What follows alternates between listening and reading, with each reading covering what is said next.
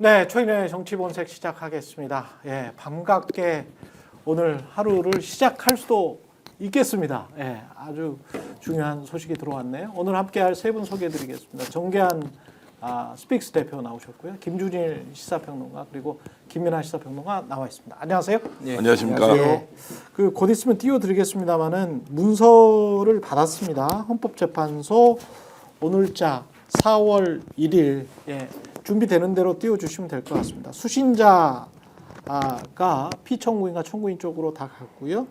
사건 2024 헌나 8 대통령 가로치고 윤석열 탄핵 청구인은 국회고요. 피청구인은 대통령 윤석열입니다.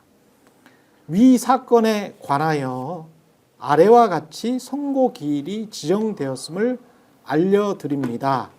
2025년 4월 4일 금요일 11시 이렇게 되어 있습니다. 문서에 장소 헌법재판소 대심판정 끝.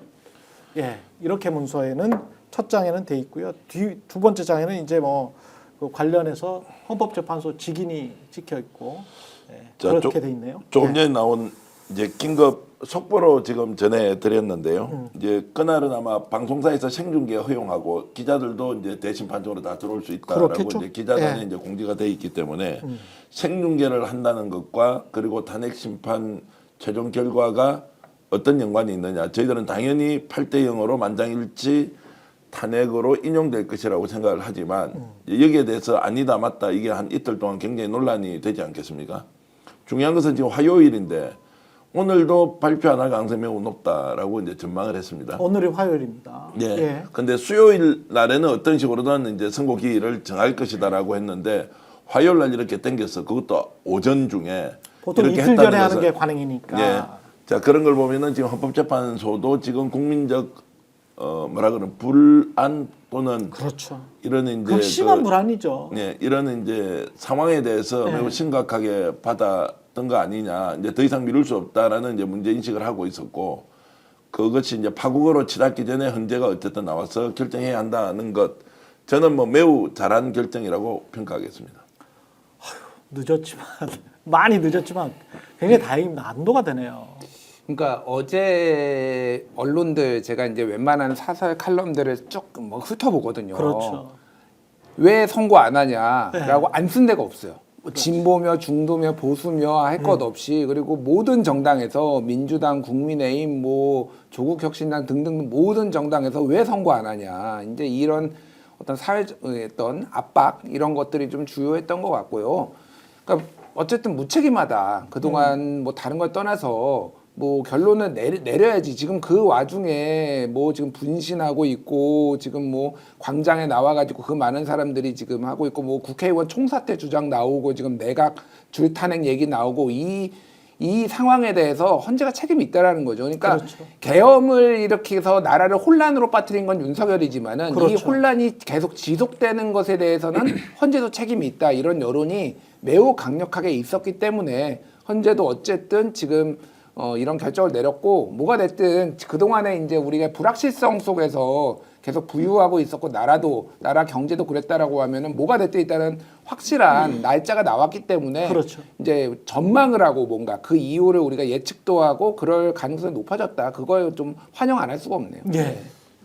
확실해진 거는 정보가 다 없었던 게 확인됐다. 예, 이게 확실해진 겁니다. 모든 찌라시는 가짜였다. 그렇죠. 이게 확인이 됐다라는 게 예. 그 소위 말하는 이제 5대3 설의 핵심은 대드락이라는 용어를 쓰지 않았습니까? 그랬죠. 뭐 아직도 뭐 5대3인지 아닌지는 뭐 알 길은 없습니다. 5대3 뭐 구도인데 뭐 기각을 하려고 선고하는 건지 뭐 그건 알 길은 없는데 저는 뭐 8대 0이라고 봅니다. 무조건 이거는 예. 법리상 예. 8대 0이 아니면 있을 수가 없는데 어쨌든 뭐 가능성을 따지는 거니까 그걸 알 수는 없지만 대드락이라고 하지 않았습니까? 그렇죠. 대드락이라는 거는 뭐예요? 5대3 구도에서는 선고를 못 한다라는 게 지금 대드락이라는 용어에 포함되어 있는 거 아닙니까? 그렇죠. 그걸 근거로 해서 뭐 보도를 한 매체도 있는데 어쨌든 뭐 SBS가 그렇게 보도를 했죠. 그 시점에서는 뭐 대드락이었다 쳐도 예. 어제까지 그 주장을 한 사람은 어제까지 그 주장을 한 주체는 정보가 없는 거지 않습니까? 그랬죠. 정보가 없는데 굉장히 자신 있게 얘기를 한 거고 네. 만약에 오늘 아침 신문에도 그것을 근거로 한 설이 있었다면 그쪽은 정보가 없는 사람들인 거죠. 어제 이제 권성동 원내대표 국민의힘의 원내대표지 않습니까? 예. 뭐라고 했습니까? 한덕수 권한대행을 탄핵을 하면은 이 헌법재판관 후임 두 명을 지명하는 방안을 정부하고 협의하겠다라고 했습니다. 그랬죠. 그 전제는 뭡니까? 4월 18일 이후까지 결론 안 난다라는 게 근거인 거잖아요. 그렇습니다. 정보 없는 거예요. 예. 그리고 오늘 내란일보, 제가 이제 조선일보를 최근에 내란일보라고 부르고 있는데 예. 김준일 평론가님이 이제 모든 신문에서 이제 빨리 왜 선고 안 하냐 이런 목소리를 또 내고 있지만 한 구석에다가 숨겨놨어요 기사를. 뭐라고 써놨냐? 법조계 후임 2명과 마은혁 함께 임명 구인 체제로 신중한 결론 내야. 제목이 이렇습니다. 기사가. 이게 뭔 소리냐. 그 2명을 한덕수 권한대행이 마은혁과 함께 임명을 해서 새로운 구인 체제로 결론을 내는 게 맞다. 4월 18일 이후에. 예. 이러한 법조계의 목소리가 있다. 이 기사를 써놨어요. 근데 오늘 선고 일정 발표할지 알았으면은 조선일보 이 기사 쓰겠습니까? 안 쓰겠죠. 모른 거예요, 그러니까. 몰랐던 거지. 그러니까 조선일보가 몰랐던 것이고. 조선일보가 몰랐으면은 국민의힘도 모른 거죠, 지금 이 선고 일정은. 그 국민의힘이 모르고 조선일보 몰랐으면 윤석열 알았겠습니까? 어저께? 그러니까 정보가 하나도 없는 상태에서 이자들이 뭐 5대3 뭐 이런 꿈이나 꾸다가 지금 제가 볼 때는 불의의 일격을 오늘 맞은 거일 수 있다 이렇게 생각합니다. HH님이 얼마나 불안하셨으면 선고일 연기도 되나요? 이런 말씀. 예, 선고일은 연기 안 됩니다. 예, 헌법재판소가 뭐 이런 중요한 사건에서 선고 아니 이상하니까요. 선고일 연기할게요. 이런 일은 없습니다. 그러니까 안심하십시오. 판결을 이제 하는 것은 만장일치로 해야 된다는 것. 재판소장이 소장으로 직무대행이 아니면 소장이 결정할 수 있다. 이제 이 과정에서 선고일을 지정할 때는 평의와 달리 이제 판결을 해야 하는 선고일은 만장일치 합의를 했기 때문에 날짜 변경은 불가능하고요. 이걸 뭐 변경한다는 것은 워낙 불안해서 지금 말씀을 하실 수 있지만 그런 일은 이제 있을 수가 없고 지금 김이나 평론가님 말씀에 전적으로 동의하는 것은 지금 우리가 예측했던 것, 뭐 헌법재판소 내부의 헌법재판관 연구관들 또 외부에 있는 헌법학자들 또 그 연구관 출신의 뭐 변호사 이런 분들도 많이 있지 않습니까? 그렇죠. 이런 것들이 예측 수준이었는데 어쨌든 오늘 좀 더 의외성으로 일찍 이렇게 결정을 내린 것은 국민적 압박을 더 이상 견딜 수 없었던 것은 분명해 보인다 이런 말씀드릴 수 있습니다. 그러니까 다른 것 떠나서 지금 권성동 원내대표도 그렇고 갑자기 이제 4월 18일에 한덕수가 임명할 수 있다 막 이런 얘기 하잖아요. 그러니까 뭐 주장이 아무 말도 다 하시는 분이니까 제가 예. 이해는 하는데 그러니까 그거는 지금이 뭐 만약에 그게 사실이라면 5대3은 헌재 대드락 상황이었잖아요. 4월 18일이 넘어가면은요 국가 대드락이에요. 그거는. 그렇지. 예. 그렇지. 아무것도 못 하고요. 그냥 후진국 가는 겁니다. 그냥 바로 나락으로 떨어지는 2년 동안 그렇습니다. 그냥 무한 투쟁 상황입니다. 그러니까 저는 그냥 남미 되는 거야 우리가. 예, 남미 되는 거예요. 예, 그러니까 남미 그냥. 되는 거예요. 예, 예. 그러니까 최소한 저는 뭐가 됐든 뭐 당연히 인용이 될 거라고 보지만은 4월 18일을 안 넘길 거라는 거는 최소한의 책임감이 있었다. 헌재가. 뭐 그 정도는 저는 인정해 줄 수 있을 것 같아요. 진짜 다행입니다. 이게 그러면 사실은 어제까지도 김선택 교수도 그렇고 많은 사람들이 뭐 좀 믿을 만한 헌법학 학자들, 박사들은 여전히 8대 0이 우세하고 왜 그럼 지연되냐? 가장 첫 번째 이유를 꼽았던 것이 그 사람들은 5대 3의 대드락이 아니고 첫 번째 이유는 한두 명이 계속 시간을 더 달라라고 지연시킬 수 있다. 그거는 각각의 재판관들이 다 대등하기 때문에. 그러나 관행상 오늘 한동수 변호사가 그 이야기를 하더라고요. 관행상은 이 대행 있지 않습니까? 문영배 헌재 소장이 선고일을 지정을 하는데 그 계속 시간을 달라고 하는 사람들의 허락까지 받아야 된대요. 그래야 돼. 그게 이제 관행이래. 그게 이제 법이나 뭐 이런 거는 헌법재판소법에 그런 거는 없지만 대등하게 다 한 소리씩은 할 수 있고 뭐 사인을 하든 사인은 해야 되죠. 그러나 그 선고일 지정을 하는 거는 그거는 각 사람의 의견을 다 받아야 된다는 게 관행이라는 거죠. 근데 그 관행을 지키려다가 굉장히 좀 시간이 길어졌다. 이렇게 생각을 해보면 결론은 최소 6대2, 뭐 우리가 원래 생각했던 8대0 이렇게 판단하는 게 옳을 것 같은데요. 지금 상황으로. 자, 제가 전망을 좀 이제 해보면, 자, 6대2의 상황에서 한 사람이 굉장히 애매모호한 태도를 취하고 있다. 그 사람이 이제 우리가 추정해서 정영식 재판관이 그렇기 때문에 지금 마지막에는 김영두 재판관이 중도 성향인데 이거 이대로 가면 나라가 완전 망할지도 모르기 때문에 어떤 식으로든 정영식 재판관을 설득해야 한다라고 하는 이제 일종의 논리가 있었습니다. 자, 그것이 먹혔다 먹히지 않았다는 것은 우리가 확인할 수 없지만 오늘 날을 정해서 금요일 날 탄핵 선고를 한다는 것은 6대2, 7대1, 8대0.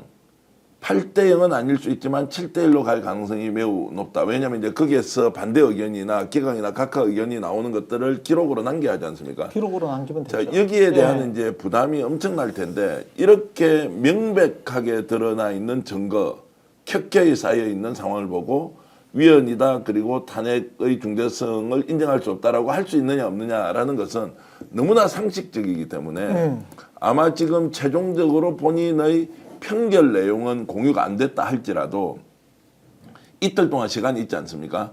그러면은 최종 선고 30분 전에 모여서 최종 평결을 할 거 아닙니까? 그렇죠. 그렇게 이제 예상이 되는데 그러면 금요일 오전에 모여서 평결을 해야 할 텐데 그리고 11시에 발표해야 하지 않습니까? 그렇죠. 그 시점까지도 여전히 유동적으로 지금 이 상황이 전개된다고 봤을 때는 저는 쏠림 현상이 생긴다고 보지 이것이 이완되거나 또는 분리가 되는 상황으로 가는 것은 아니다라고 전망을 해봅니다. 마지막까지 지금 결정을 안 했을까요? 3일 남기고 저는 됐을까요? 안 했을 거라고 봅니다. 예, 과거의 사례를 봤을 때 안 했을 거라고 보고 그리고 또 이견이 있는 거는 거의 확실시 되죠. 그게 5대 3인지 6대인지 7대 1인지는 모르겠으나 이견이 있는 거는 있었으니까 이렇게 시간을 그러니까요. 끌었겠지. 예. 그러니까 그거를 지금 확실히 조율했다라고 보기는 어렵고요. 남은 기간 동안 저는 이제 이게 보통 그 전에도 많이 얘기가 나왔지만은 평의하는 중에 내가 인용이요, 내가 각하요, 기각이요 이렇게 대놓고 얘기하지는 않는다라는 거잖아요. 네. 딱 보면 아는 거잖아요. 그러니까 이거는 뭐 이런 주장 자체가 말이 안 되는데 이거 증거 채택하는 거 말이 안 되는데 뭐 예를 들면은 내란죄를 철회한 것 자체가 말이 안 되는데 이런 식으로 얘기하면 이 사람의 포지션을 알 수 있는 거고 막판 조율에 들어갈 거라고 보는데 저는 8대 0이 안 나올 수도 있겠다. 안 나올 수도 있지만은 그래도 인용은 확실시 된다라고 보고요. 만에 하나 인용이 안 되고 기각이 된다. 뭐 상상하기도 싫지만은 그러면은 2025년 4월 항쟁을 우리가 이제 목도하게 되겠죠. 예. 8대 0이 가장 확률이 높다고 보고요. 예. 뭐 그거는 뭐 왜 그런지에 대해서는 계속 말씀드렸으니까 계속 뭐 헌법학자들이 이야기를 했어요. 네, 다시 뭐 예. 말씀드리지 않고 다만 예. 이제 별개 의견들이 있겠죠. 별개 의견이라는 거는 결론은 마찬가지인데 결론은 뭐 인용인데 다만 다수 의견과는 다른 논리로 나는 이 인용 결론에 도달하는 것이다. 왜 그러냐면은 지금 이제 이 일정이 길어지는 거에 대해서 이제 밖에서 보는 우리는 이게 일정이 길어지니까는 기각이나 각하 의견을 가진 재판관이 있는 거다. 뭐 이렇게 보는 거지 않습니까? 그렇죠. 근데 지금 뭐 재차 말씀드립니다만 그리고 김준일 평론가님도 말씀하셨습니다만은 평의의 내용이 국회가 하는 것처럼 표결을 찬성이냐 반대냐 이렇게 하지 않는다라는 거죠. 그렇게 그렇죠. 하는 게 아니라 어떤 쟁점에 대해서 어떻게 판단할 거냐 이거를 논의하는 것이지 않습니까? 이게 길어졌다라면은 저는 그 결정문의 내용이 뭐냐, 결정문의 내용에 뭘 넣을 것이냐, 그리고 그것에 대해서 어떻게 판단할 거냐 이 문제였을 가능성이 크다고 저는 생각을 쭉 해온 것인데 그 대표적인 문제가 내란죄와 관련돼 가지고 판단 근거를 나중에 하게 만드는 내용을 이제 결정문에 넣어야 될 것인데 그걸 어느 수준에서 뭘 근거로 어떻게 넣을 거냐 이게 쟁점이었을 거라는 거예요. 무슨 말씀이냐면은 형사재판에 가서 지금 어떻게 될지를 모른다라는 거 아닙니까? 지금 예. 구속 취소가 되고 쥐기현 판사가 하는데 형사재판 1심을 예. 쥐기현 판사가 하는데 예. 구속 취소가 돼버리잖아요 지금. 그리고 거기서 계속 얘기를 하는 게 이 무슨 뭐 이 공수처의 무슨 뭐 수사권이니 뭐니 재차 말씀드립니다만 제가 볼 때는 그게 수사권 논란이 아닌데 어쨌든 간에 뭐 수사권이니 뭐니 이런 얘기와 동시에 지금 지난 정부에서 이제 이 검찰 개혁의 일환으로 한 피의자 신문 조서의 능력 이런 증거 능력 이런 것들이 계속해서 이제 어떤 논란의 대상이 되고 있는 거지 않습니까? 그래서 만약에 그 형사재판에서 그러한 증거 능력의 문제나 그런 것들 때문에 만약에 이게 윤석열이 내란죄와 관련돼 갖고 무죄가 나와버리거나 이래버리면 그런데 헌법재판소의 결정문에는 이게 꼭 내란죄가 유죄하라고는 안 써 있어도 그것을 예단하게 만들 수 있는 어떤 그런 내용이 들어있을 때 이 그렇죠. 격차를 어떻게 설명할 거냐. 그것 때문에 고민을 많이 했어요. 그때 가서 네. 헌법재판소는 그러면 야 왜 헌법재판소는 그때 뒤에 가서 그럴 거 아닙니까? 윤석열과 그 일당들이 이 극우 일당들이 야 헌법재판소는 그때 윤석열 파면할 때 왜 이 예단해가지고 내란죄임을 예단해가지고 왜 결정문을 써가지고 그걸 근거로 파면했어 이럴 거 아닙니까? 그러면 이거를 지금 이 헌법재판소가 변론을 진행할 때 보셨듯이 검경에서 수사를 한 내용을 가지고 근거로 해가지고 판단한 부분들이 있어요. 그렇죠. 공수처는 아닌데 검경에서 판단한 것들을 근거로 해서 한 것들이 있는데 그러면 이것까지 다 그러면은 판단 근거에서 빼가지고 나머지 부분 헌법 위반감만 가지고 할 것이냐 아니면은 불가피하게 이 헌법재판소가 쟁점 정리한 5개 쟁점을 판단하려면은 이 검경의 신문조서 내용이 있어야 되는데 그걸 넣어가지고 일부라도 넣어가지고 판단할 것이냐 등등등등 이런 내용을 논의할 수밖에 없었을 거 아닙니까? 물론 이 쟁점을 제기하는 재판관은 속마음으로는 내가 국민의힘하고 코드를 맞춰가지고 한번 이 판단을 곤란하게 한번 해보자 이런 의도를 가졌을 수 있습니다. 그런데 어쨌든 간에 그것도 한계가 있는 것이긴 하지만 그랬든 저랬든지 간에 평의 과정에서 나는 기각을 주장합니다. 이러지는 않았을 거라는 얘기죠. 그래서 결론적으로는 그것과 관련된 쟁점의 별개 의견이 많이 나올 수는 있는데 그 마지막 결론에서 그래서 난 기각이나 그래서 난 각하이다 라고 주장하기는 매우 어려운 구조이다. 이걸 말씀드리는 겁니다. 자, 저는 이제 문영배 재판관이 지금 이제 헌재 소장 직무대행으로서 왜 이렇게 이제 급하게 잡았느냐. 이제 급한 거 아니죠. 급한 건 너무 이제 아니고. 늦어졌지만 네. 지금 예상하는 거는 지금 4일도 아니고 11일까지 넘어갈 수 있다고 했고 오늘도 이게 결정이 안 되고 내일로 넘어가면 이제 초유의 사태가 올 것이다. 그러면은 탄핵을 하고 줄탄핵하고 일괄 탄핵까지 갈 수 있는 상황인데 왜 오늘 이런 결정을 했겠느냐라고 하는 그 출발 지점에 대해서 생각해 볼 필요가 있다고 저는 판단합니다. 자, 선고일을 지정하는 것을 합의를 하는데 거기에서 흔들렸던 상황이어서 계속 문제 제기를 하는 헌법재판관의 요구를 받아들이고 있었지만 시간이 이렇게 이제 뒤로 밀린 상황에서 선구수를 던졌을 수도 있다. 평결의 내용은 서로 확인할 수 없지만 자, 평일을 종결하고 선고일을 지정할 때 밀어붙이고 금요일 날 하겠습니다라고 정치적 결단 또는 리더십을 발휘해서 그렇게 한 것 아니냐라고 저는 이제 추론을 하고 왜냐하면 이 예상은 아무도 못했다는 겁니다. 어제 저녁만 하더라도 자 일요일 날 제가 방송을 할 때 월요일 날은 절대 발표 없다. 선고일 발표. 화요일 날도 80%의 발표 가능성은 없고 있다면 20%인데 그것도 평일을 해봐야 한다. 그러면 어제 이제 결국 오후 평의에서 뭔가 결론이 났다 이렇게 이제 볼 수 있는데 어찌됐든 이렇게 땡겨서 한 것은 문영길 재판관이 위기를 느꼈다 또는 국민적 불신이 워낙 이렇게 거세고 또 폭발하는 상황에서 정책 결단을 내리고 날짜를 미리 정해놓고 최종 평결을 하자라고 해서 가능성도 저는 배제할 수 없다고 봅니다. 그 부분과 관련돼서 조금 말씀드리면 그 이제 판단에 더해서 요 말씀하신 것이 맞고 거기에 플러스 알파를 덧붙이면은 아까 이제 최경영 기자님 말씀하신 것처럼 문영배 재판관이 아무리 이제 소장 대행이라고 할지라도 야 그냥 내 말 들어 이렇게 하기는 어려운 구조입니다. 일단은. 그게 관행이 그렇게 안 된대요. 네, 그런데 그렇지만 지금 이제 4월 18일이 다가오고 있고 그 다음에 이 어떤 재판관이 계속 그렇게 이 트롤링을 했는지는 모르지만은 어쨌든 시간을 많이 줬지 않습니까? 그 그렇죠. 재판관한테 네. 계속 뭐 미루자는 재판관한테 시간을 많이 줬고 이제 남은 시간이 어쨌든 대통령 탄핵 선고는 여러 뭐 현실적인 사정 그리고 관행 등등을 고려하면 금요일 날 결국은 해야 되는데 금요일 날 해야 됩니다. 그 다음 날 일 못 하기 때문에 그렇죠. 금요일 날 해야 되는데 그 금요일이라는 날짜가 며칠 안 남았어요. 4일하고 10일 남은 거 아닙니까? 그렇죠. 그 다음에는 18일인데 18일은 못 하는 것이고 예. 그냥 퇴임하는 날인데 그렇죠. 그러면 4일하고 11일인데 지금 이 18일 날 퇴임하기 전에 일반 선고를 일반 사건 선고를 한 번 더 한다는 거 아닙니까? 근데 일반 사건 선고는 목요일 날 해야 돼요.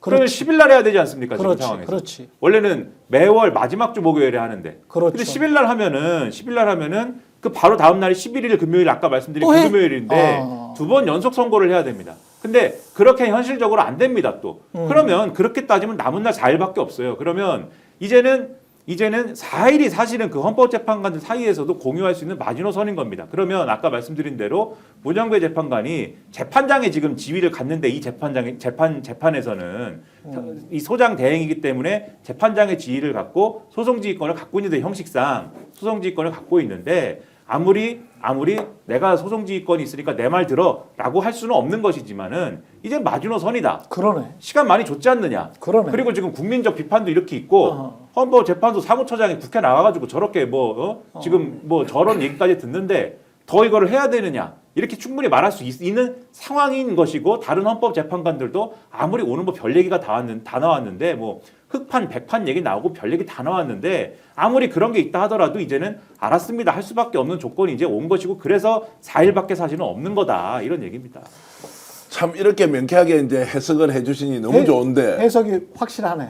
해석은 확실하고 네. 명쾌하고 이제 명진한데 나왔으니까 일정이 나왔으니까. 그러니까 명쾌하게 이렇게 설명이 되는데 그렇죠. 어제까지만 하더라도 너무 도저히 불안했고 예상하기 어려운 상황이 이제 이어지는 거 아니냐. 정말로 걱정했던 거는 내일 만약에 자 아무런 소식이 없다고 했을 때 민주당이 어떤 선택을 할 거냐. 이러면 뒤에 수습은 가능하냐. 가능하죠. 마지막에는 민중 항쟁을 생각하고 국민을 믿고 민주당이 일괄 탄핵까지 실행해야 한다. 이렇게 갔으면 걷잡을 수 없었을 것 같은데 큰일 날 뻔했어요. 정말입니다. 그래서 정말 지금 큰일 날 뻔했어요. 누가 내부에서 최종적으로 이렇게 조율을 하고 결정을 했는지 모르지만 헌법재판소가 마지막 이 순간에는 신의 한 수 가장 적정한 시기에 하고 있다. 늦었지만 만기 칠남이긴 하지만 그래도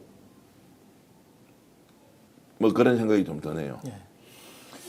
헌법재판소가 이제 탄생하게 된 배경 우리가 다 알고 있지만은 1987년에 이제 개원을 하면서 출발을 했잖아요. 예. 그게 이제 6월 항쟁으로 이제 이게 촉발이 된 거고 시작이 된 거고 그거를 거슬러 올라가면은 결국은 1980년에 있었던 5.18 광주 민주화 항쟁에 그렇죠. 빚을 진 거예요. 그러니까 그게 이제 5.17 비상계엄 확대 그리고 그 전에 있었던 79년의 12.12 사태 여기에서 이제 출발을 한 거잖아요. 그러니까 비상계엄이라는 잘못된 그 이제 독재자의 판단으로 인해서 국민들이 한 거를 하고 많은 사상자가 나고 그게 역사적 뿌리가 돼가지고 87년 민중항쟁까지 되고 여기까지 온 겁니다. 그래서 제가 뭐 말씀드리고 싶은 거는 헌법재판관들이 잘 알 거예요.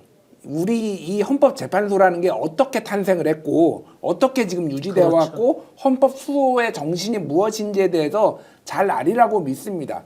다만 저는 뭐 믿어 의심치 않지만은 만에 하나 뭐 5대3, 4대4 기각 이게 나오면은요 결국은 6월 항쟁으로 시작된 헌법재판소가 4월 항쟁으로 막을 내리게 될 겁니다. 더 이상 국민들은 이 헌법재판소를 신뢰할 수 없고 이거는 이제 법꾸라지들, 법기술자들이 어떤 식으로든 이런 식으로 국민의 대다수의 어떤 마음과 그 바람하고는 정반대되는 게 된다라면은 뭐 그게 이제 뭐 때려부시거나 그런 게 아니라 결국은 개헌을 통해서 헌법재판소는 역사 속으로 사라질 수밖에 없는 그런 운명을 맞이하게 될 거예요. 자, 예. 오늘 생방송으로 이제 기자들 뭐 방청도 허용해주고 물론 이제 출입증을 받아야 들어가겠지만 생방송을 한다는 것은 4월 4일에 뭔가 이제 어떤 방향으로 가야 되는지 정해졌다고 볼 수 있는 것 아닌가요?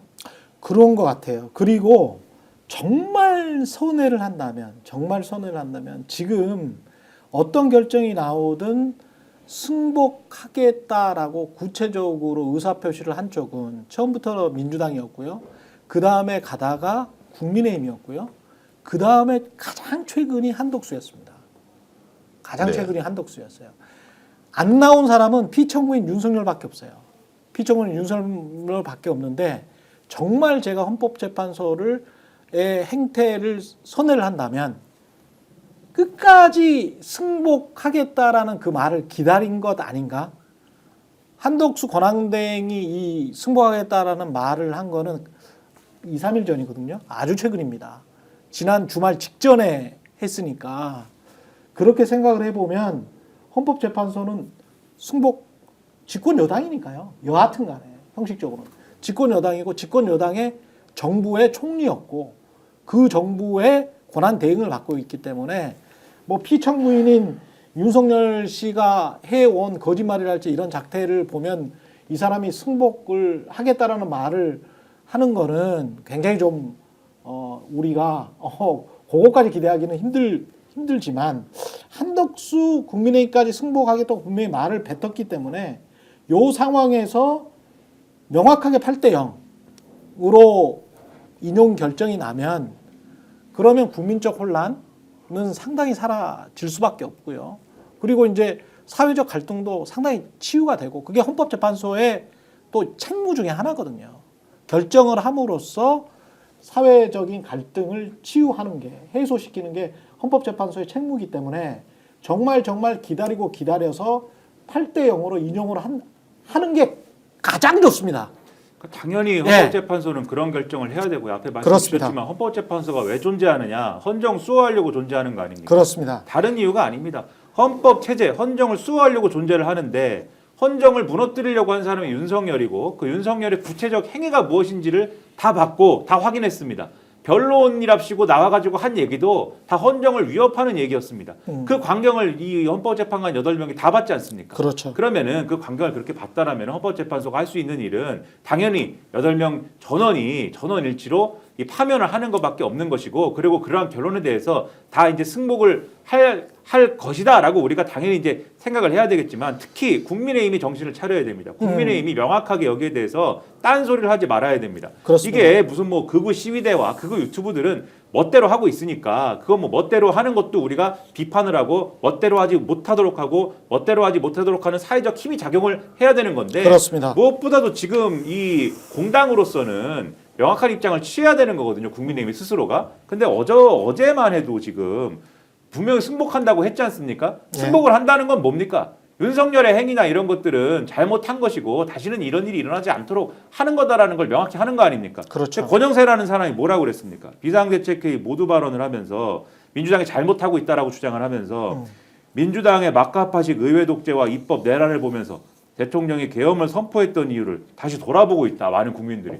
이렇게 얘기하셨어요. 계몽이 됐어요, 이 사람이 지금. 그러면서 그러니까, 이제 그 말은 계엄을 몇 번 해도 좋다라는 이야기잖아. 그러니까 계몽이 다시 됐기 때문에 네. 이런 발언들에 대해서 취소하고 반성하는 이러한 입장을 다시 한번 표명해야 되지 않나 이렇게 생각을 하는 겁니다. 자, 화수목 사흘 동안 이제 어떤 지금 반응을 보일 것인지 매우 중요하다고 보면 첫 번째 한덕수가 지금 오늘 이제 선고일을 금요일 오전 11시로 결정했지 않습니까? 네. 한덕수가 어떤 태도를 보일 거냐. 어제까지만 뭡니까? 이재명 민주당 대표 좀 만나자라고 하니까 만역 재판 임명과 관련해서 그런데 지금 뭐 바빠서 못 산불 만났나? 정리 네. 때문에 뭐 시간이 없다 이런 식으로 이제 핑계를 댔는데 그랬죠. 이 사람이 180도 태도를 바꿀 가능성이 있다고 저는 봅니다. 그리고 국힘 내부에서도 이걸 이제 대세론으로 인정을 하고 받아들이느냐 아니면 격렬하게 저항을 해서 어떻게 할 것이냐. 왜냐하면 금요일 날 11시에는 8대 0이 되든 7대 1이 되든 대세가 결정되어서 윤석열 파면이 확실시 되는 상황이라면 나름의 이제 그 정책 생명을 연장하기 위한 뭔가의 조치들을 할 것이라고 저는 보고요. 한덕수의 태도가 매우 중요할 것이고 그리고 최상목 이하 국무위원들 그리고 지금 경찰, 검찰 이것을 예의주시하면서 이 상황을 어떻게 보는지 우리가 잘 관찰해야 한다. 그러면은 대체가 이런 쪽으로 간다라고 하면 만에 하나 8대 0으로 정리가 안 돼 있다고 하면 그 이틀 사흘 정도의 상황에서 최종 판결할 때 지금 흔들리는 사람들은 본인의 입장을 다시 수정하거나 약간 조정을 해서 어느 쪽으로 가자. 그래서 대세 추종으로 갈 가능성도 저는 여전히 높다고 보기 때문에 저희 내피셜로는 일단 문영배 재판관이 승부수를 던졌고 그 승부수는 확정되지 않은 확인되지 않은 여전 이제 그 재판관들의 견해를 하나로 모아가는 과정이고 그것을 외부에서 한덕수나 지금 국무위원들이 보일 태도, 국힘에서 보일 태도, 특히나 수사기관에서 보일 태도 이런 것들을 종합적으로 관찰해 보면 4월 4일 날 오전 11시에 어떻게 결론이 날지 더욱더 좀 확실하게 예측할 수 있지 않나 이런 생각을 해봅니다. 인용될 거예요. 걱정하시는 분들 많은데 인용은 확실히 될 겁니다. 지금 뭐 네, 4월 인용이 안될 수가 없어요. 4일이라고 사자를 추월 사자에서 걔가 4 플러스 4는 8이다. 그렇게 해서 누가 죽느냐 뭐 이런 댓글이 지금 벌써부터 많이 올라오고 있습니다. 그렇죠. 날짜가 하필 4월 4일이다. 그리고 기각을 쓰려면 소수 의견으로 기각을 써야 될 거 아니에요. 별개의 의견이 아닌 나는 인용이긴 하지만 이런 점은 좀 달리 봤다. 이게 이제 별개의 의견인 것이고 소수 의견이라는 것은 나는 인용이 아니다. 나는 뭐 전혀 생각이 다르다.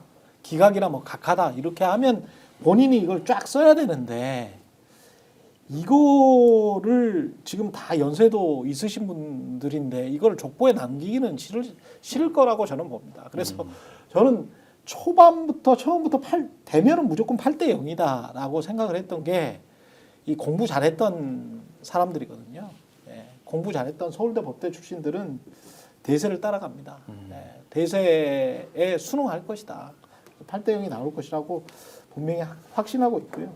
국민의힘의 한덕수 총리의 권한대행의 그 태세 전환 말씀을 하셨습니다만은 국민의힘은 이제 태세 전환을 어떻게 하지? 태세 전환 할 수가 없을 것 같은데 이 사람들은 어떻게 할까요? 아니 국민의힘에서는 네. 지금 각하 기각 가능성을 상당히 높게 보고 있고 그렇기 때문에 오히려 최근에 나온 메시지들은 빨리 해라. 빨리 해라는 예, 거였죠. 빨리 해라라는 거였어요. 그러니까 네. 그리고 각하 얘기도 아니었고 기각 얘기를 하고 있었는데 그랬죠. 그러니까 각하가 2명, 3명 나와도 그거는 결론은 기각이거든요. 그러니까 그렇죠. 각하가 4명 이상 나오지 않으면은 네. 그거는 이제 기각이기 때문에 각하 의견이 나오더라도 이제 그 가능성을 본 것 같은데 글쎄 그건 이제 그냥 본인들도 불확실한 정보를 가지고 지금 특히 이제 5대3 대드락설을 가지고 지금 그런 그렇죠. 희망회로를 돌렸다고 보는 게 맞을 그렇죠. 것 같아요. 그러니까 어디도 정보는 없어요. 민주당이 정보가 없는 거는 이미 여러 언론 기사로 나왔잖아요. 지도부 맨날 모여가지고 야 너는 들은 정보 없니?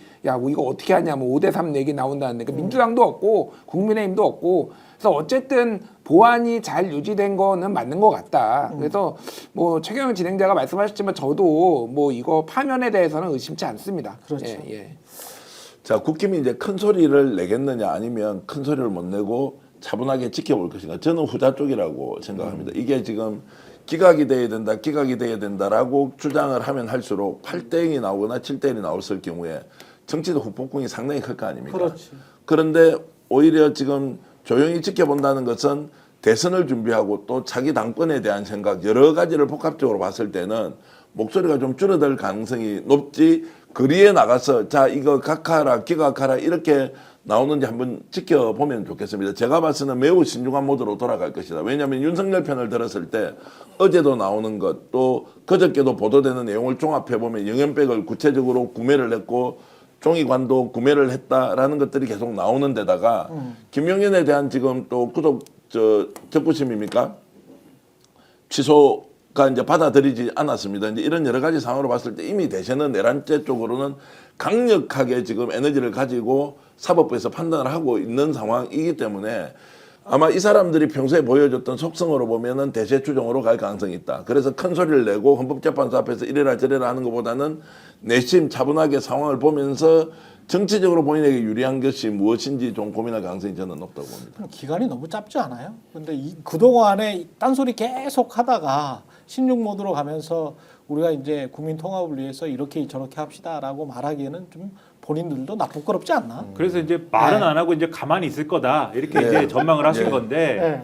근데 이제 그렇게 하고 싶은 이제 지도부와 네. 그다음에 전략 단위가 있을 텐데 말을 안 듣는 사람들이 있을 거예요. 네. 그 차기 당권에 도전하고 싶고 뭐 이런 사람들. 그렇다. 그러니까 또. 이 지지층은 지금까지 국민의힘이 계속 이 당분 이 단물에 지금 중독이 돼 있기 때문에 그렇죠. 4월 4일이기 때문에 4대4 뭐 각하다 뭐 이런 얘기로 지금 나갈 거거든요.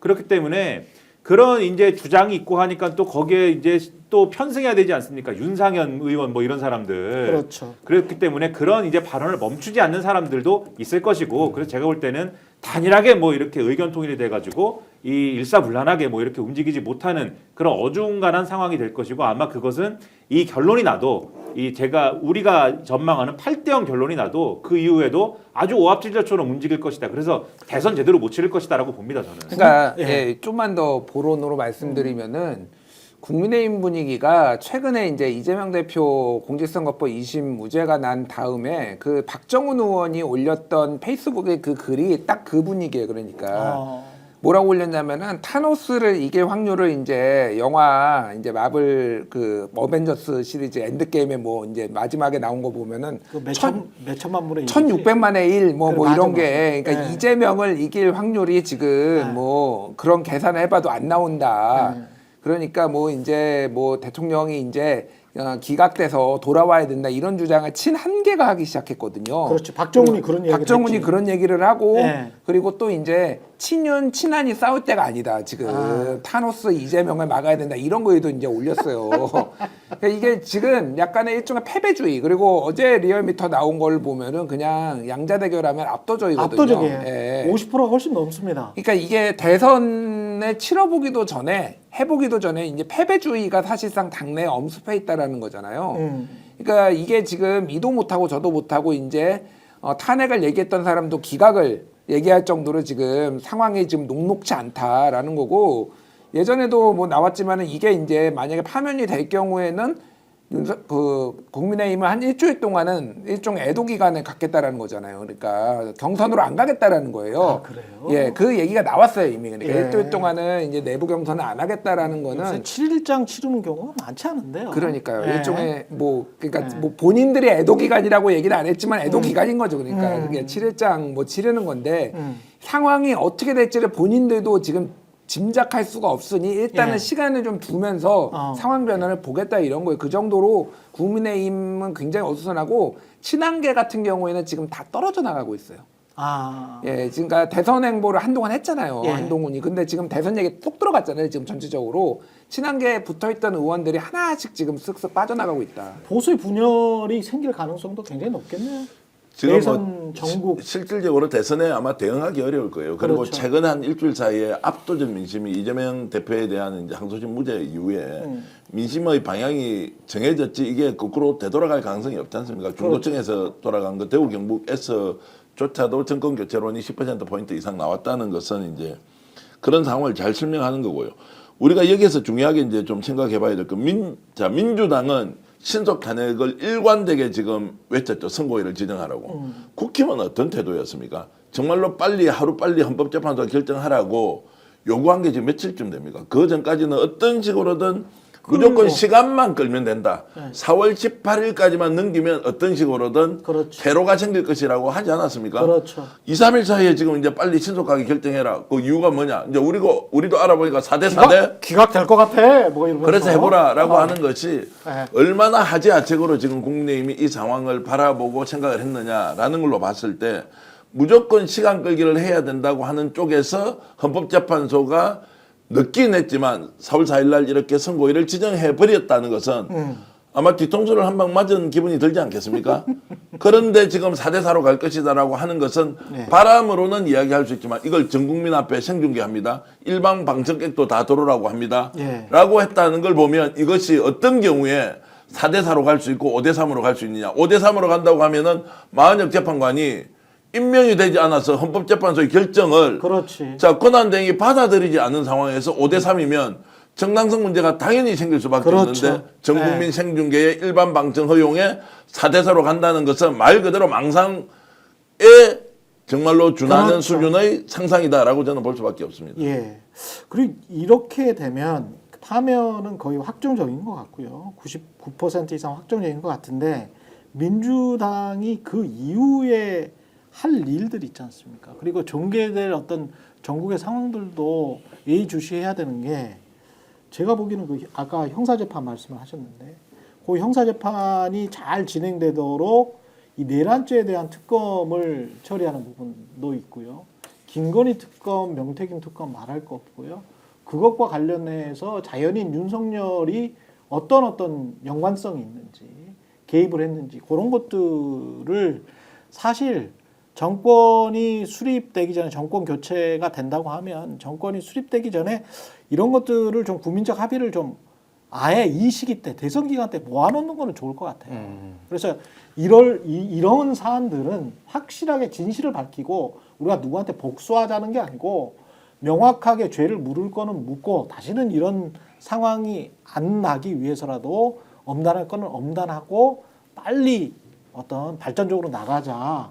요렇게는 해야 될 것 같거든요. 자, 전적으로 동의하고요. 예. 다만 이제 국힘 내부가 어떻게 이제 분열을 할 것인지 잘 봐야 될 것 같아요. 국힘이 털고 나가서 새로운 보수정당으로 재탄생하는 계기를 대선에서 뭔가 계기를 마련할 것이냐. 이제 이렇게 되면 이탈하는 사람이 있을 거고. 그렇죠. 자, 특검을 이제 추진한다고 해서 한덕수가 지금 바로 받아서 특검 오케이 거부권 행사할 가능성이 훨씬 높지 않습니까? 이제 이런 것들은 국힘 내부의 사정을 우선적으로 관찰하는 것이 필요하다는 생각이 들고 기본 방향은 당연히 김건희 특검, 내란 특검 가져가서 해야 되고 상설 특검도 지금 하지 않고 있지 않습니까? 그렇죠. 압박을 해야 하는데 이제 탄핵이 결정된 상황, 파면이 확정된 상황에서 60일 내에 대선을 치러야 하는데 이 시점에 이 이슈가 얼마나 효과를 발휘할 것인지 아닌지에 대해서는 좀 신중하게 접근해야 될 필요가 있다는 생각입니다. 그러니까 윤석열 파면, 그러니까 이 선고 자체가 일종의 국가 대드락이었거든요. 그렇죠. 그리고 이제 수사들도 다 대드락에 걸린 상황이었는데, 뭐 이제 말씀하신 대로 너무 안심할 수는 없어요. 그러니까 이를테면은 윤석열이 파면이 되면은 그러면은 특검을 국회에서 통과될 것인가, 그리고 거부권을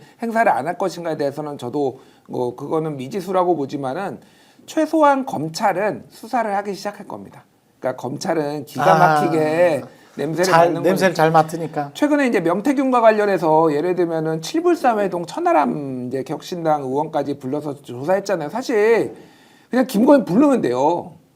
김건희만 남았어요. 솔직히 김건희 불러다가 해야 되는데 지금 파면이 안 된 상황이기 때문에 김건희 못 부르는 거거든요. 이거는 그냥 명시적으로 그래요. 그러니까 근데 검찰은 이제 특검을 하지 않더라도 김건희를 불러서 이제 수사를 할 수밖에 없는 상황에 올 거예요. 그러니까. 그래서 이거를 이제 안심을 할 수는 없지만은 그런 부분에 있어서는 어느 정도 수사에서 이제 좀 숨통이 트일 가능성이 있다. 그렇게 보면 될 것 같고 이거를 이제 특검을 계속 반대를 하면은 대선에서 더 불리해질 겁니다.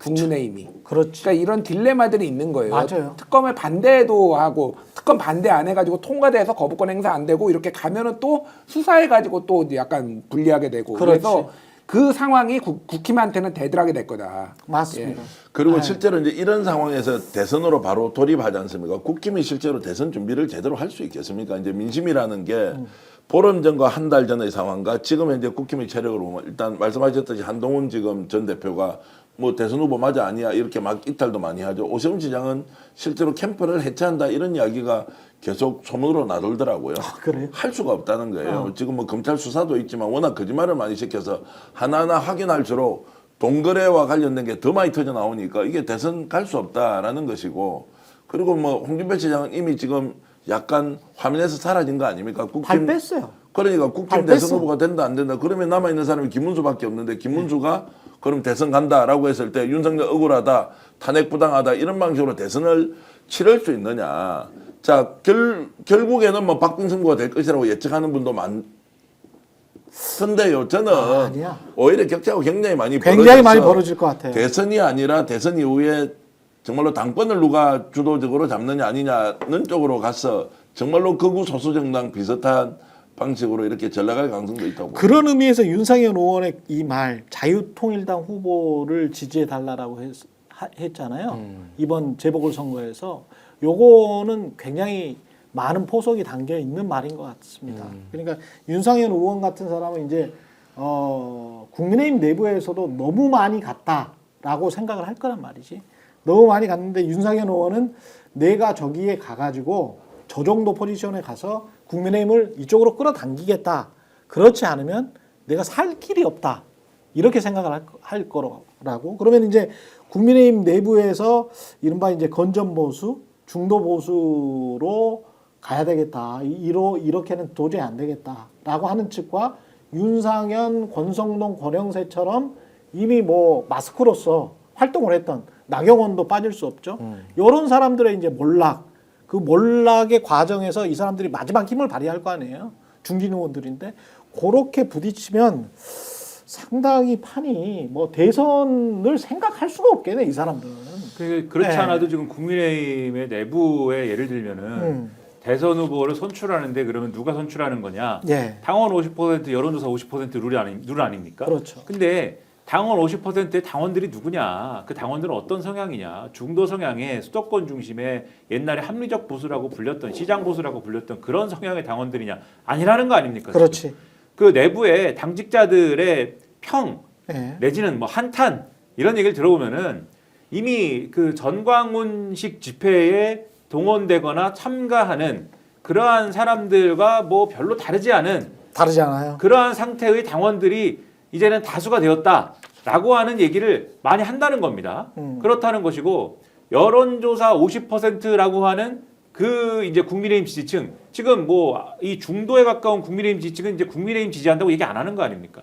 그런 국민의힘 지지층 이 50%의 응답을 합쳐가지고 지금 대선 후보 뽑는 건데 대선 후보 경선도 그런 건데 비슷한 룰로 뭐 당권 선거도 할 거 아니에요. 지금은 뭐 당원 100%, 당원 90%뭐 이렇게 하는 룰이지만은 이거를 뭐 어떻게 고치든 간에 뭐 비슷한 룰일 거 아닙니까? 거기서 당원 비율만 뭐 그렇지. 얼마나 많은 거냐 이런 룰로 할 것인데 마찬가지 성향의 사람들일 거란 말이에요. 윤상현 의원 같은 경우에는 뭐 구로구청장 선거 가서 이제 그 얘기를 한 건데 구로구청장 선거 같은 경우에는 국민의힘이 우리가 귀책 사유여서 후보 안 냅니다 이런 거 아닙니까? 원래 뭐 이게 뻔뻔하게 뭐 낼 수도 있는 거지만은 아무리 뭐 당원 당규가 어쩌고 해도 당원 당규 고쳐서라도 뭐 낼 것 같으면 내는 거지만은 김태우 때는 냈잖아. 그렇죠. 네. 근데 너무하지 않습니까 이거는 구로구청장 원래 이 귀책 사유가 너무하지 않습니까? 내가 구청장이 됐지만 돈을 지키고 싶다 이거 아닙니까? 백지신탁 그렇죠. 안 하고 예. 백지신탁 안 하고 난 돈이 더 좋다 이런 사람이 어딨습니까 세상에? 그런 이유로 아니 그런 사람 있어. 최상목이라고. 근데 그 사람은 최상목이라고 있어. 그 사람은 부총리를 하지 않습니까? 어쨌든 예. 이해 충돌인데. 예. 그러니까 아무튼간에 이런 황당한 상황에서 안 냈으면은 조용히 있어야죠. 근데 그게 아니라 자유통일당 후보를 지지한다라고 얘기를 하면은 보통의 당이면은 저 사람은 뭐냐? 저 사람은 왜 당의 방침을 따르지 않느냐? 이런 얘기가 나와야 되는데 어차피 이 당원들이 자유통일당이나 우리나 뭐 초록이 동생 아니냐? 이렇게 생각하는 게 뻔하니까 그렇지. 윤상현 의원도 이 얘기를 지금 할 수 있는 거거든요. 그러니까는 이것은 서서히 국민의힘이라는 당이 자유통일당과 진배 없는 당으로 계속 가고 있는 그 현상을 뭐 서서히도 아니죠. 이 다 증명하고 있고 보여주는 과정인 거다. 이후에 당권 선거라는 거는 그런 판이 이제 되는 거다. 이걸 보여주는 거죠. 속이 후련합니다. 상상을 해도 너무 이렇게 좋은 상상이 되니까 아주 속이 후련해요. 윤석열은 다시 감옥에 갈 것 같고 김건희는 곧 출두하게 되겠습니다. 곧 출두하게 되겠어요. 여러 가지 사건이 있기 때문에 지금 예. 댓글로는 지금 많은 분들이 예. 지금 뭐 저 탄핵 이후의 상황을 지금 전망하는 것이 맞느냐 대선 이야기 하지 마라 지금 한시라도 긴장을 조금이라도 늦춰서는 안 된다 이제 이런 글은 많이 올라오고 있습니다. 뭐 이런 심정 충분히 이해하죠. 하고요. 사실 우리가 이제 전망을 할 때 저도 한 일주일 전쯤에 용산 내부의 사정은 어떤지 이제 여기에도 뭐 정통한 소식통들이 있지 않습니까? 출입을 하는 분들도 있고 내부에 근무하는 분들도 있는데 일단 인용은 기정사실로 받아들인다는 얘기는 들었지만 그 인용을 기정사실로 받아들인다 그래서 후속으로 어떻게 할 건지 대책을 모색한다는 소식을 들었지만 차마 말을 못하는 것은 분위기가 전혀 그렇지 않게 헌법재판소는 차일피일 미루고 정말로 국민들의 불안감이 증폭되는 상황에서 이제 얘기를 못했지만 이미 받아들이고 있었다. 그러면 지금 다시 생각해보면 선고일을 지정하면 인용인데 이걸 어떻게 하면 시간을 최대한 지체시켜서 뭔가 상황을 혼란으로 빠뜨릴 수 있는 방법이 있느냐 없느냐 이런 작업을 한 2, 3주 동안에 집중적으로 한 것 아니냐. 이런저런 핑계로 자 원래 우리 2말 3초 얘기했죠. 늦어도 3월 중순 했죠. 3월 말까지는 끝난다라고 했는데 계속 이렇게 늦춰지는 것이 먹혔다. 그 수단을 누구로부터 이제 만들어서 실행한 것인지 모르지만 그게 이제 먹혀왔던데 이게 탁 단절이 되는 순간 이제 정리가 되는구나. 그러면 한 일주일 전으로 돌아가서 인용을 받아들이고 그 이후에 어떻게 할 것인지로 갔다고 한다면 자 정상적으로 지금 이제 상황이 펼쳐지고 있는 것이고 자 그러면은 8대0, 7대1로 우리가 전망하는 것이 맞지. 이게 4대4나 5대3으로 될 것이라고 하는 것은 오히려 이거는 상상 밖의 상상 밖에 일이니까 걱정과 우려를 할 건 아니지 않느냐라는 말씀을 드립니다. 예. 정치적으로 지금 작업을 한 쪽은 헌법재판소가 작업을 할 수는 없고요. 헌법재판소를 자꾸 자극하고 작업을 한 쪽은 국민의힘 쪽이라고 봐야 되거든요. 정확히는 예. 윤석열이죠. 그러니까 이게 제가 볼 때는 정보도 없으면서 왜 지금 이 상황이 되었느냐 국민의힘이 제가 볼 때는 그러니까 이거는 뭐 추측인 거죠. 추정인 거죠. 다. 그러니까 왜 국민의힘은 이 상태가 되었느냐. 첫째로 이제 뭐 이재명 대표에 대한 이제 항소심 선고가 무죄가 난 것에 의해서 이제 막 마음이 급해지고 뭐 이런 혼란이 있는 것이 기본이고 예. 정보가 기본적으로 없는 상황이 왜 됐느냐. 이 뭐 정보가 없는 건 없는 건데 이렇게 생각을 하게 되는 거예요. 국민의힘도. 왜 우리는 정보가 없을까? 민주당하고 똑같은 거예요. 민주당도 정보가 없는데 왜 정보가 없을까? 그 왜 정보가 없다고 생각을 하냐? 누가 가르쳐줘야 되는데 왜 정보가 없을까? 그럼 정보가 있는 사람은 누구냐? 윤석열은 있지 않을까? 이렇게 생각을 하는 거예요. 윤석열은 대통령이니까 어쨌든 간에 뭔가 있지 않을까. 근데 안 가르쳐 주는 겁니다. 왜 안 가르쳐 줄까? 권성동, 권영세가 밑보였구나. 이렇게 생각을 하는 거예요. 지난번에 개인 자격으로 감옥에 가는 바람에 윤석열이 개인 자격으로 오셨습니까? 이랬다는 보도를 말씀드렸지 않습니까? 너는 왜 개인 자격으로 왔다고 하느냐? 너는. 예. 그래서 밑보여서 정보가 없다. 우리는 정보가 없는데 그런데 어쨌든 간에 공식적으로 뭐 공식적인 공개적으로 윤석열 측이 주장하는 바는 5대3이라는 거 아니냐? 그래서 긴가민가 하는 와중에 헌법재판소가 결론 안 내리지 않습니까? 선고일을 그렇지. 지정 안 하지 않습니까? 그렇죠. 차일피일 늦어지지 않습니까? 늦어지는 와중에 SBS 보도도 나오지 않습니까? 그러니까는 윤석열 쪽에서 하는 얘기가 맞나 봐. 우리는 정보는 없지만 어쨌든 윤석열 쪽에서 하는 얘기가 맞겠지. 그러니까 이제 국민의힘이 5대3 얘기를 막 하면서 이게 또 마침 자기들 이해관계도 맞아요. 이재명 대표 이 무죄 선고가 났으니 지지층 결집에도 좋고 그러니까 5대3 얘기를 막 합니다. 5대3 얘기를 막 하니까 옆에 또 민주당이 우리는 정보가 없는데 저 사람들이 5대3 얘기를 막 하고 그 윤석열도 5대3 얘기를 하고 우리는 정보가 없지? 저 사람들 얘기하는 근거가 있는 거 아니야? 그래서 이제 5대3 얘기를 또 서로 전제로 해가지고 서로 해, 우리도 서로. 뭔가 지금 계획이 네. 있어야 된다. 계획이 있어야 되죠, 당연히. 네, 네. 최악의 상황을 가정해가지고. 그래서 5대3에 대한 계획을 또 만든 플랜 B가 있어야죠, 당연히. 플랜 B를 또 짝 짭니다. 그 민주당이 짝 짜니까는 국민의힘이 거봐, 민주당도 뭔가 정보가 있지. 그래서 5대3이 맞는 거야. 라고 하면서 5대3이 맞으니까는 기각이니까는 빨리 결정을 내리라고 헌법재판소에다가 얘기를 하자. 이렇게 되는 거예요, 계속 이게. 가짜뉴스의 악순환처럼 됐다. 네. 여러 종류의 이제 정보가 있으니까 이게 가짜의 범위와 그리고 그렇죠. 진위의 진실에 가까운 것 어떻게 이제 하느냐 구분하는 사실 기준도 없지 않습니까? 네. 저 뉴탐사죠. 예. 강진구 기자가 예. 어제 이제 본인 방송에서 했던 이야기 중에 김복경 재판관을 최근에 판사 뭐 동기 정도 되는 모양이에요. 그 문상을 가서 만났는데 본인이 지금 반대를 하는 것처럼 기각을 할 것처럼 막 그 언론에서 이렇게 보도하거나 발언하는 것에 대해서 굉장히 그 불만을 많이 드러내더라. 굉장히 이제 본인은 거기에 대해서 불쾌하게 생각하더라. 이제 이런 이야기를 전원을 통해서 얘기했는데 그게 뭐 저는 진위 여부를 확인할 수는 없지만 지금 오늘은 이제 4월 4일로 날짜를 정해놓고 저렇게 이제 하는 것을 보면 어떻게 보면은 문영배 재판관의 리더십이 통하고 있다라고 할 수도 있고 어떻게 보면 다른 한쪽으로는 대처로 대세가 이제 결정이 난 것 아니냐. 그렇죠. 그리고 지금 국민의힘에서 지금 이제 조금 전에 논평이 나왔거든요. 자, 공정한 선거를 기대한다고요. 민주당에서는 어떻게 했느냐. 예. 파면의 날이다. 윤석열 파면의 날이다라고 이렇게 논평을 하고 예. 국민의힘에서는 공정한 선거를 기대한다. 이게 무슨 의미로 우리가 해석을 해야 됩니까? 뭐 공정한 선거는 이 사람들이 말하는 윤석열 씨가 대통령이 됐을 때 공정과 상식이었잖아요.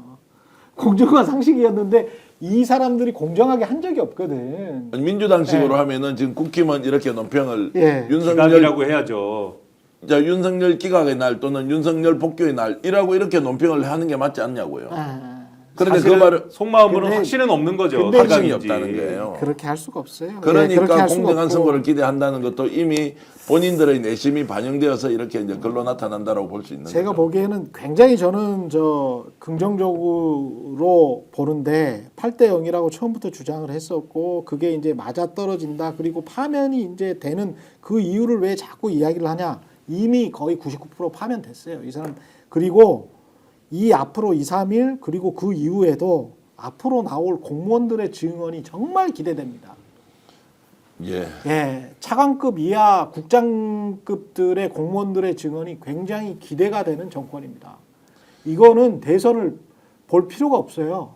어마어마하게 쏟아질 겁니다, 아마. 네. 김건희 씨 관련해서도 그렇고 대통령 관련해서도 그렇고 황당한 뭐 대통령이 출근을 제대로 안 했다.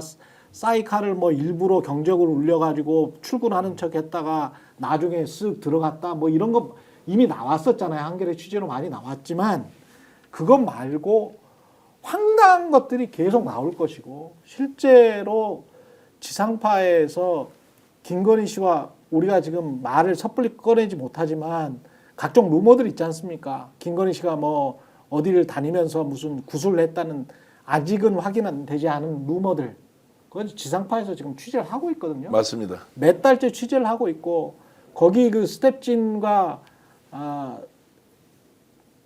뭐 제가 구체적으로 말씀을 드릴 수는 없습니다만은 하여간 그 무당들이 하는 말들을 들어보면 기가 차요. 근데 그런 것들이 이제 나올 거란 말이지. 네? 파면이 확정되고 나면 나올 거란 말이에요. 그 국민들이 받아들일 수가 없어요. 이게 이런 정권이었어? 이런 인간들한테 나라를 맡긴 거야? 이렇게 해먹은 거야? 이게 나올 겁니다. 팩트로 나올 겁니다. 그러니까 뭐 여러 가지가 이제 쏟아질 텐데 저는 뭐 경제 얘기 짧게만 할게요. 그렇죠. 윤석열 정부 들어와서 2023년에 1.4% 경제 성장률, 작년 2024년에 2.0, 올해는 정부는 1.8에 잡았는데 한국은행은 1.5로 이제 낮춰 잡았고요. 그랬죠. 스탠다드 앤 푸어스는 1.2, 캐피탈 이코노믹스는 한국 경제 성장률 0.9로 전망했습니다. 이게 물론 통상 압력 뭐 이런 것도 있지만은 기본적으로 이 계엄과 이 내란 그렇죠. 사태 때문에 경제가 작살이 났어요. 그렇습니다. 우리나라 역사상 1점대 이하로 나온 게 4번밖에 없어요. 그때가 97년, 98년 외환위기, 그리고 2008년에 금융위기, 그리고 2020년에 코로나, 전 세계 팬데믹, 그리고 윤석열이에요. 윤석열이 지금 복귀한다라는 거는 무슨 의미냐면은 대한민국 부도난다는 얘기입니다. 사실상 부도난다는 얘기예요. 지금 이거를 합리적으로 이거를 뭐 수치를 굳이 막 얘기하지 않아도 합리적으로 우리 헌법재판관들이 다 보고 계실 거라고 봐요. 그러니까 이거는 정치적 사법재판입니다. 복귀했을 때 나라가 어떻게 될지를 가장 잘 아시는 분들이 이분들이니까 뭐 동료들의 압력, 뭐 자기들의 보수 진영의 무슨 압력 이런 것들 하지만은 최후적으로는 저는 8대 0으로 파면할 거라고 그렇습니다. 봅니다. 대선이 만약에 인용이 된다면 사전 투표가 5월 30일부터 5월 31일, 대선일이 6월 3일 화요일, 화요일입니까? 화요일 예상하네요. 가을입니다. 가을인데 만약에 4월 4일 날에 인용이 된다면 후보 등록은 5월 9일부터 시작이고요. 60일을 꽉 채운다는 전제 아래 이제 그렇게 했거든요. 이전에도 60일을 꽉 채웠기 그렇죠. 때문에 뭐 그렇게 봐야 되는데 뭐 일각에서는 대통령이나 대통령 권한대행이 대선 50일 전에 이거 날짜를 지정해야 된다라고 하는데 한덕수가 지정 안 할 가능성이 있다. 뭐 그런 얘기는 그런 사실은 얘기까지 했었죠. 이재명 2심이 유죄가 나왔을 경우에 이거를 시간을 끌어가지고 어쨌든 그렇죠. 대법원 선고를 보려는 그런 얘기 가설이었는데 그거는 이제 의미가 없어졌죠 사실. 근데 이제 논란은 아마 있을 거예요. 왜냐하면 우리가 이제 기억을 못해서 그렇지 박근혜 때도 이 똑같은 논란이 있었습니다. 그래서 황교안 왜 이 날짜 지정 안 하냐 그 주장을 네가 출마하려고 하는 거 아니냐 그래서 늦어지는 거 아니냐 이거를 똑같이 했었어요. 그때도 그랬구나. 네, 논란이 있긴 있을 겁니다. 네, 하지만 또 현명하게 우리가 그럼요. 그 논란도 다 뚫고 나갈 수가 있을 것이다라고 말씀드립니다. 자, 오늘 내일 한덕수가 어떤 이제 발언을 하는지 봐야 하겠지만 끝까지 믿어서는 안 된다. 자기 죽는다 생각하면 실제로 대선 날짜를 공고 안 할 수도 있어요. 저는 그 가능성까지 염두에 두고 탄핵이라는 카드를 여전히 가지고 있어야 한다. 절대로 끝까지 결론 날 때까지는 믿어서는 되지 않는다. 당연하죠. 자, 윤석열이 비상계엄 선포를 하고 온 나라가 대혼란에 빠졌을 때 국회 나와서 진짜 고개를 숙이면서 국민들한테 사과하고 할 때는 뭐였습니까? 그냥 겁먹은 막 진짜 뭐처럼 이렇게 해서 국민들 앞에서 조아리면서 이렇게 했는데 그 뒤부터 사람 바뀌는 거 보라고. 그렇죠. 지금은 아예 윤석열이가 다시 돌아온다는 확신을 가진 사람처럼 저렇게 행동을 했다면 탄핵 선고는 탄핵 선고이고 한덕수에 대해서는 본인이 일사불란하게 움직일수록 강제하는 것은 절대로 고삐를 놓쳐서는 되지 않는다. 최근에 한덕수가 40억이라도 임명하면 좋겠다라고 하는 생각 때문에 그래서 그것이 좀 뭔가 상황을 개선할 수 있다는 것 때문에 민주당에 계시는 저도 이런 공개하겠습니다. 박지원 원장 의원께 전화를 직접 해서 그래도 정치력을 발휘해서 40억 개판을 임명하면 좋지 않겠느냐라고 얘기를 하니까 박지원 의원이 하시는 말씀이 그 사람 믿을 수 없어요. 저는 요즘 연락 안 합니다. 이렇게 그냥 이런 지하에 그 사람하고는 소통하는 것이 안 된다라고 얘기를 하더라고요. 그래요. 그 이야기는 뭡니까? 그만큼 한덕수는 끝까지 믿을 수 없는 사람이라는 전제로 상황 관리를 할 필요가 있다. 이런 말씀을 저는 드립니다. 마지막으로 광고, 기분 좋게 광고 전해드리겠습니다. 최대 128만 원의 혜택까지 받으실 수 있습니다. 인터넷 신규 가입할 때 48만 원이고요. 휴대폰 구입 최대 50만 원, 정수기 렌탈 최대 30만 원이고요.